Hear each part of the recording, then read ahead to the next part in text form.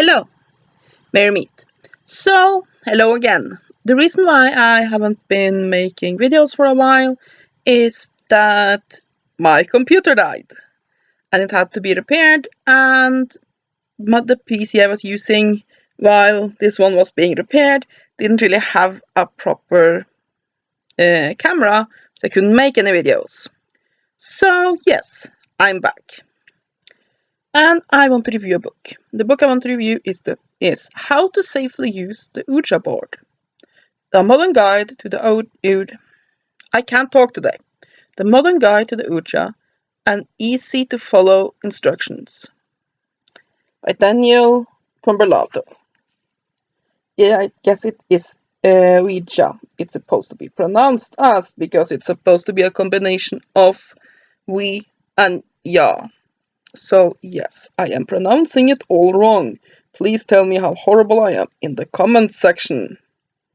So, yes, it's a very short book. I mean, this is a quick read. Take you an hour, hour and a half. But it do give basic instructions for, you can see the writing is also pretty big. It does give you basic instructions for how to use a Ouija board. And I do. Let me go through the things I like about the book first.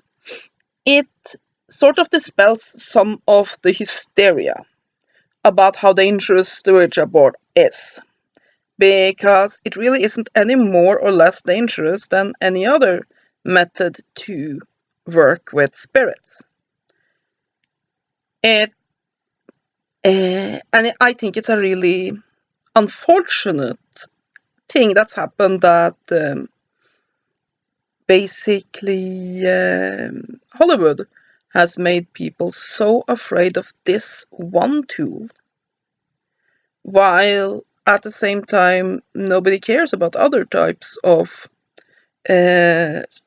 spiritual tools, and they take no precautions there, but they go ballistic over these talking boards.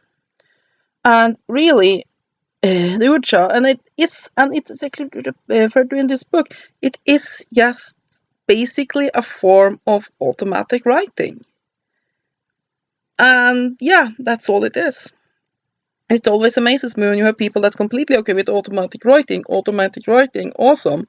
While if you, instead of having a pen or a plankette and move it on a piece of paper, you have letters and numbers on that piece of paper. Oh my god! Oh shit! Satan himself is coming to fuck you in the ass! So, yes. It does talk about that, those ideas a lot of people have about the Ouija board, and dispels some of those misconceptions, and that I like. It also have a very short but interesting section on the history of the board, and the instructions are pretty okay for working in a group. And let me specify this. This book talks only of working in a group. In fact, it has these rules of Ouija. It's not that different from a lot of those rules that have been published elsewhere, where the idea is that you should never work with it alone. I disagree with this. Basically every time I have been working with the Ouija board, I have done so alone, and I have never had a negative experience. I have had negative experience meeting spirits, but not while working with an Ouija board, so yeah.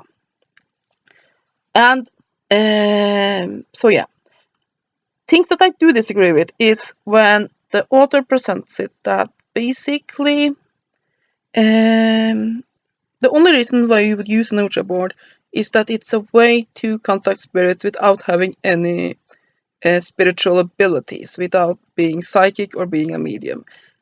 I don't agree with this either, because I think that if you don't have any abilities, and these abilities we all have, but if you haven't developed any of them, or if you have no knowledge of what you're doing, you generally speaking won't get any form of response. Then you won't get contact. So I disagree with that idea, and I disagree with the idea that basically it's the poor man's fortune-telling system. It's the fortune-telling system that can be done if nobody has any abilities, blah, blah, blah. It isn't, because it both basically sells the Ouija short and sells anybody who works with it short. I find it to be a very useful method of contacting spirits. A lot of the information, though, is really good. And if you are a group that intends to start working with this tool, I think it definitely can be useful. So the table of contents are an introduction, what is the Ouija board? Then you have the history of the plaquette, history of the Ouija board as a communication tool, why should you use the Ouija board, warning, the bad side of the Ouija, instruction manual, how to safely use the Ouija board, a big three rules of Ouija, be serious because it's not a game, always say goodbye, never use the Ouija in your home. That's also a thing that I disagree with. Here's the thing. Anytime you work with any type of spiritual system, this includes such things as meditation or a simple full moon ritual, there is a chance that energies will be attracted to that, and you can have disturbances in your home. These disturbances, however, are not dangerous. They're not coming to eat you.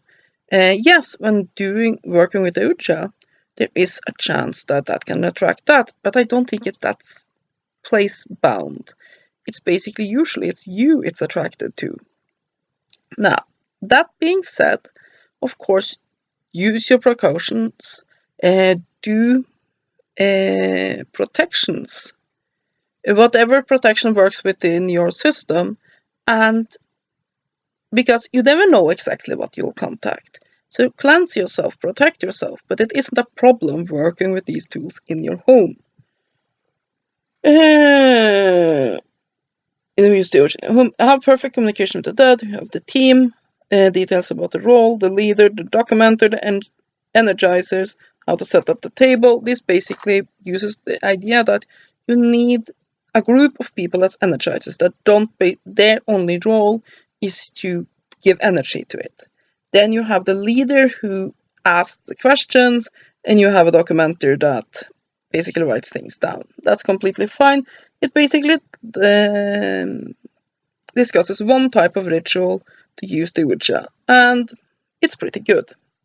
Then you have how to talk to the dead, what to know before starting, how to have a great session, what to do when things go bad, how to end the session, ghost contact list, want to play again, about the author, and quick instructions.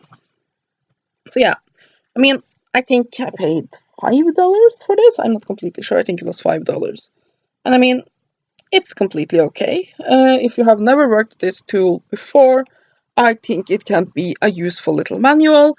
And it does look a little bit like, and the author also said that was the intent, a little bit like a gaming manual. And we can mention it, which was made by a gaming company and sold as such. So that's a cute little touch.